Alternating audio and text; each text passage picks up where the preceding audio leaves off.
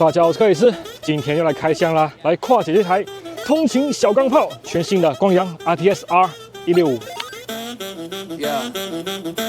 I'm not gonna lie, daughter had fun on Yagi, her brain fried. My lady Papa Zenny, other lady popping Molly, why she waiting on me? Yogi my area, yogi my area. Keep on heading if you want, I drive it like you know. I don't wanna hear you, 지겹잖아, 이제 넌 like I'm Bango, cutting my hair. I just keep going though, 소신껏 날 믿고 I sign on. 热腾腾的新车啊！现在我人呢在尝试跟它建立一下心灵连接，顺便累积一下训车里程呢。话说回来，历经2个月的天人交战呢，最终我要选择这一台最近在市面上比较低迷的 RTS。《阿甘正传》电影里面有个经典台词，就是人生就像一盒巧克力，你永远不知道你吃的是什么。我也希望这台车是巧克力味的巧克力，而不是大便味的巧克力，或者是巧克力味大便之类的。总之呢，这一切的一切，就从前往的交车仪式说起吧。确定要买这个 RT 的时候，我就去 Google 没找嘛，然后方圆100里内就这一家是5颗星的，所以我就过来了。果然非常速度，像我昨晚订车是嘛，今晚就交车了，不到24小时嘞，对，太夸张了吧？感谢你们的支持。对，因为我们是光阳原厂授权店，很低调嘞。这个其实离市区有点偏远的这里。对，我们这边属于比较郊区的地方，就是盛源嘛。对，我们是盛源车业。下面讲错。好，正常来说会怎么做？正常来说我们会先把钥匙交给客人，那这边就是有2副钥匙 keyless 的，对 keyless 的。那至于我们要怎么操作的话，我们先把钥匙带在身上。OK。带在身上的时候，我们就可以操作这个开关。那这是锁头的部分，那它是2代的。那如何使用它，我们就先第一步把它往下压，那它就会启动了。OK。然后再往右一格，那它这边电门，它就整台车都有通电。OK。那通电的时候就可以开你的坐垫跟油箱。通电的话，就荧幕也是黑的嘛？对。那如果要怎么发动，就是再往右。再往对，往右，它就是把你的主要开关全部打开。那正常来说就可以发动了。OK。那这台车比较特别，它没有那个什么声音哎。对，它是 ISG 的无声启动。它现在已经没有启动马达了。它是比较新的系统。哇。那这台车它搭载的是金宾6代，喷射系统。OK。加油加92嘛。它加95。它95。它的压缩比比较高一点。它加95的话比较会跑。比较会跑，对，还有啦，我骑很慢的。它搭配的仪表是全彩的，全彩 LCD 仪表。它的电控系统比较特别，有些品牌它的 TCS 要从这边操作，它没有，那我们就直接从这边按，长按之后，这边会亮起绿色的 TCS 灯，那 TCS 就是关闭。绿色是关闭。对，那如何要让它启动的话，那我们这个 TCS 再给它长按，那没有看到就消失了。消失的时候它就是有做动，正常做动。当我们轮速有相差的时候，我们去吹动油门，它 TCS 就会介入。有亮灯就是介入了，介入是橘色。OK， 很好理解。对这台车还有搭配就是超车灯。OK。对，今天年轻人最喜欢的双闪。原厂就搭配给你了。紧急刹车也是双闪，对不对？对，还有 EBS 系统。交车仪式的风花雪月差不多就此打住。红场嘉音来聊聊买新车都会在这历尽的迷失训车。其实现在的车已经没有这个说法了。所以300公里就可以。因为像这台车它搭载的是锻造活塞，它本身会比较耐用，然后它的密度精度会比较高一点。现在的车其实造车工艺很发达，那也不太需要去所谓的训车，因为那是以前它采用铸造的方式。那它可能会产生很多铁屑啦，或者是有一些公差。现在的车已经通常都是陶瓷气缸、锻造活塞，那对它这种车来讲，已经没有训车的这种旧观念。所以真的就可以直接全动力输出了吗？还是要训人？训人因为新车嘛，你不可能那个大力乱吹。对，没错。慢慢的习惯一下，通常骑到正常啦。拿到80、90、90、100，那都是 OK 的。主要是新车还是尽量就是不要油门开都不要那么快啦。对，就是不要100，对，缓就慢慢的拉。那锁头部分，到时候一定要请你关到最左边，亮起红色的灯，那才是正确关闭。不然它的电都会一直在。对，它会一直吃电瓶的电，会漏电吃电。OK。那这台车还有一个比较实用的配备，这边有 Type-C 的快充。OK。还有支援那种 iPhone 的快充。它充电速度很快。多快？很快。有没有3/4的安全帽？对，然后跟地毯，地毯跟新型的碟刹锁。碟刹锁。OK， 这些我都用不到，但是没有关系。By the way， 我看目前气氛也差不多了，也是时候开始循序渐进，聊聊一些敏感尖锐的话题。光阳这一个系列的车子，对，卖的最好是大地名流，第二个应该就是它了啊。因为它现在就是光阳主推这一台，那它的同级距的就是 Super C， 那其实这一台讲真的还不错啦。光阳我觉得有用心在做，上市了快1年了吧？应该有经手多少台了已经？现在的话，我们目前是高雄是卖最多的，多少台？大概不能讲，不能讲。对。黑色算卖最好，对。OK， 那最差呢？其实都差不多，都差不多，相差没有几趴哦。但是黑色是最多的买。光阳的品质，应该没有问题嘛？因为跟那 BMW 的引擎有代过工吗？对。帮 BMW 组装引擎哦。但是呢，我划一划，这个什么漏机油，这个案例还蛮频繁的嘞。这个有点敏感。敏感吗？我可能需要解释一下。请解释为什么很多人提到说光阳会吃机油这个问题？对。因为早期光阳它出喷射系统的时候，那喷射引擎它温度会比较高一点。早期的车是化油器的，它引擎温度会比较低，那用的机油不太一样。我们有俗称的矿物油、半合成油跟全合成油，甚至现在有那种酯类机油，那它的耐热温度不一样，然后润滑的效果也不一样。对，那在你化油器刚转换成喷射引擎系统的时候，有些人可能没有办法接受说，为什么我换车了，新车要加的机油变成这么贵，所以他就会采用旧式的机油来加在喷射引擎里面。那因为旧式的机油它耐热温度比较没有那么高，抗碱的那个油膜保护也没有那么好，长期使用下来，活塞环很容易坏掉。老实说，有什么就妥上力的问题吗？有一点点。哪一点？左边握把套蛮容易脱胶的，20台大概只会遇到1台。高雄的话天气比较热。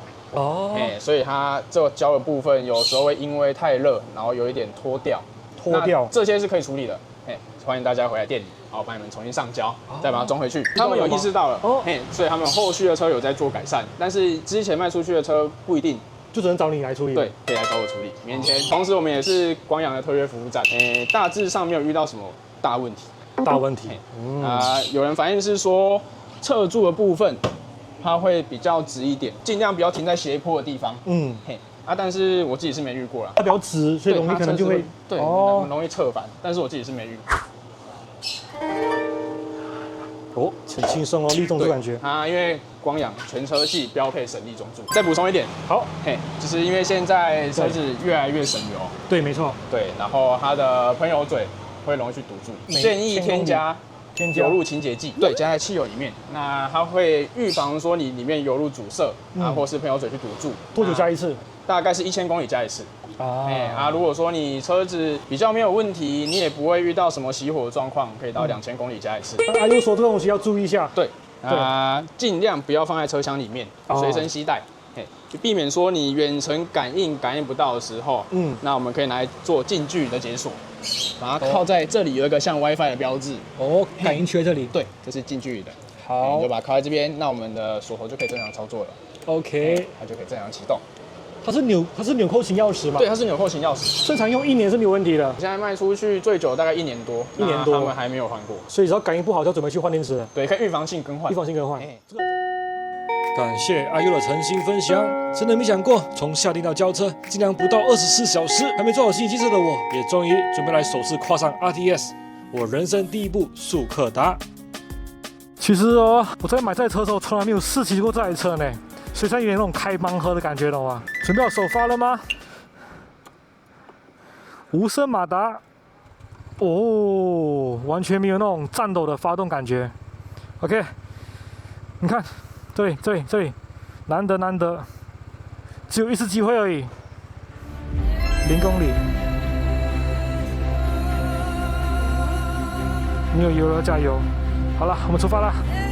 Go go！这个后照镜的角度还蛮难调的，还不习惯。哇，真的好轻哦，它的油门反应。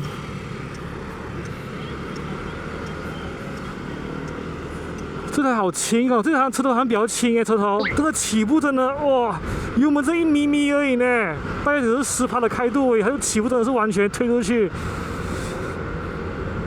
待会再起步再 feel 一下。对啊，对，右转。我不知道吗？这边我没走过哟。我还好刹车刹得住哎。它的后刹其实手感还蛮好的，它的后刹。怎么办？很想吹油怎么办？要忍住哎，很想吹油哎。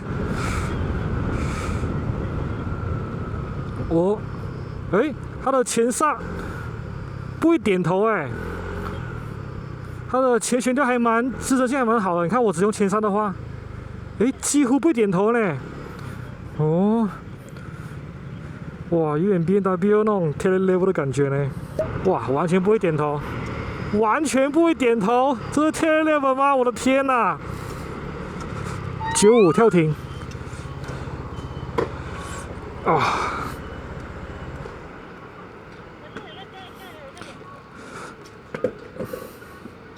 对，95跳停。哦，好，186，好，谢谢。哇，这手忙脚乱呢。哥，回家啦！来，出发了吗？要回家了吗？走了，走了，来 ，Go！ 哇，这个起步好轻快哦！我的天哪，这短轴距好为所欲为哦！哦，我的这个灯光我看一下啊，这灯，还蛮明亮的，感觉堪用啦，只能说堪用啦。来，我吹一下哦。哦 ，God damn！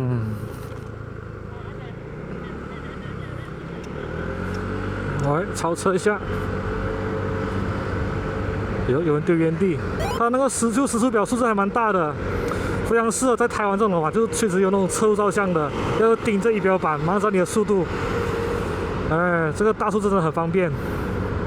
就希望不是快乐表，是快乐表也还好吧，这表示你更难会被那个车速给拍到。哇，感觉还蛮跳的呢。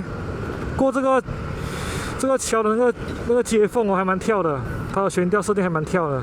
目前哇，起步最爽的起步，哇，这个起步给一点点把你带出去了。这视野还蛮高的，这里还蛮高的呢，膝盖啊不会顶到膝盖，空间还蛮够的。由于不久前高雄连日暴雨不断，我的野狼一羽毛病一堆，也就萌起了入手人生第一台速可达的欲望。从一开始Super C的前场体验，打开了我对速可达世界的认识，然后还有最近轴距稍长的期待进站发表之后，真的一度让我意乱情迷，举棋不定。莫忘初衷，回首我想要的其实很简单，除了含泪放下挡车魂，渴望有车厢收纳空间的速可达车款之外，那都是轴距短、动力大，原来是去为所欲为。所以在各种比较与考量以及温良贤淑、克里斯伯循循善诱之下，这一台光阳的RTS R165就成了我野狼退居买菜车2线之后的唯一选项。说到这，也许有人会问，为什么一台速可达却让我考虑那么久？因为以我日常的行车需求，相比汽车和重机，我跨上白牌机车的时间大概会占掉60%以上。所以这选择对我来说，早就不是单纯的买车，而是一种生活方式的抉择。再加上我买车的观念也带着一种浪漫的信念，就是买了就没有卖掉的打算，所以才历经如此漫长的慎选。在此，也希望这份对 RTS 宿命感满满的深情不会错付。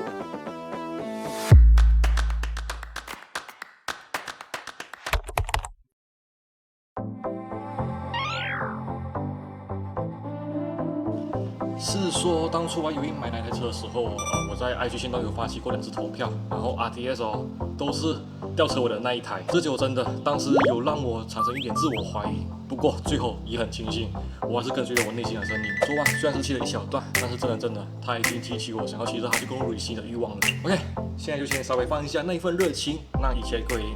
今晚就来稍微分享一下我为何会选择这台车的理由。首先，我的观念还是一样，就是这世界上没有完美的车，只有比较适合你的车，可以开成让我意乱情迷的期待进站。与 RTS 同级距有电推，配备最相近的，目前应该就只有三洋的 Super C 了吧。在上个月吧，我频道也是有记录158 Super C 的初体验，然后还蛮出乎意料的，因为有不少留言还有私讯都有提到一个我之前完全忽略的重点，那就是膝部空间。简单来说，就是对身高稍高的骑士而言不少人建议还是选择 RTS， 因为这级别的短轴距车款踏板空间和膝部空间先天就会稍短一些。但由于是速可达小白的我当初是完全没有意识到这一点。我是觉得，确实啦 ，RTS 对身高大约175以上的骑士会有上那么一点点。但我觉得特别可以补充的地方还是这个缩小后，这个前置物槽的部分。这个内缩设计让这个短轴距的车子给其实腾出了最大限度的伸展空间。因为几乎是每天都要骑的车，所以为了在接下来这几年可以舒服一点，也是我选择这一台 RTS 的原因之一。另外，今天看到不少比较说，哪一车快，哪一车0.几秒，哪一车又快，哪一车几个车身。回到实际面，日常使用情形的话，我觉得这几具的各厂牌车子的动力水平都已经很厉害了，所以去纠结谁比谁快那么一丢丢对我个人来说啦，其实是意义不大。然后之前爬文呢，其实看过不少蛮有趣的现象只能说江湖万象，各自心中自有高下。江湖嘛，从不缺的就是爱恨情仇。然后选择 RTS 的另一个理由，当然也包含它的外形。RTS 在我主观的眼里，就是那种越看越顺眼的设计。也许这是所谓的眼缘吧，各花入各眼，刚好它就对上我的美感频率。我觉得 RTS 在静态的时候，就能散发出一种内敛的战斗气息。虽然黑色不像白色或红色那样耀眼，但我觉得黑色外观反而能衬托出它的气质，像是一头静静蹲伏的猛兽，不吵不闹。但你要知道，它随时可以给你爆发。简而言之，我觉得 RTS 的外形不是那种第一眼的惊艳，而是那种时间越久的顺眼，像是慢慢渗透在你日常的那种存在感，低调沉稳且依然带着只要油门一拜就能给你会心一笑的力量。其实我老婆也非常喜欢 RTS 的外形，这一点相当的重要，甚至最为重要。懂的都懂，不懂的朋友问我的话，我的回答会是 World Peace， 为了世界和平。有句话，公的进价后，我们只能确定自己从何而来，却无法预知将往哪去。就算我从来没有想过，我选择这一台那么陌生的车款，甚至是陌生的光阳。一直以来以搞浪漫自居的我，也认为真正的旅程往往从一个意想不到的决定开始。毕竟有些答案不在目的地，而是在路上。OK， 我是克里斯，下次再随缘与大家分享我与这台车在路上所历经的点点滴滴、喜怒哀乐。我们下次见，拜。Pulls you right on through the door. So